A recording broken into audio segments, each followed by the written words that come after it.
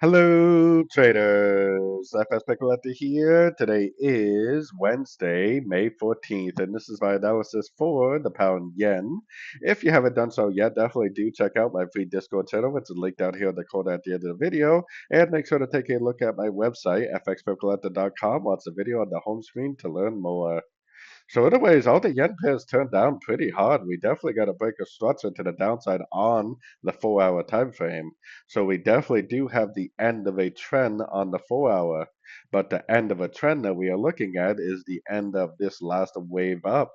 More than likely, because of a higher time frame analysis, I still think it's going up to about the $200 or $200 range.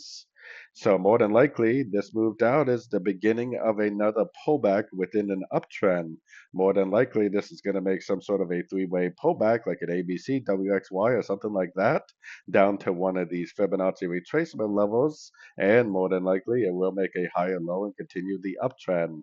So taking it down to the 1 hour time frame, if you do trade below the 1 hour, if you're like a scalper or whatever, then you definitely can be looking for shorts now that we got to break a structure.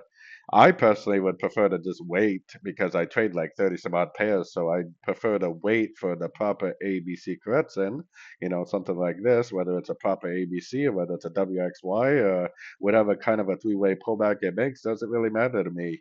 I prefer to just wait for a nice three-way pullback. I'd wait for a nice Fibonacci bounce, wait for a nice break of structure, and once I see all that, that will be my next entry to go long for continuation of what I still think is a wave C of wave B on the daily, weekly time frames. So anyways, don't forget to like and subscribe, and as always, thank you for watching and happy trading.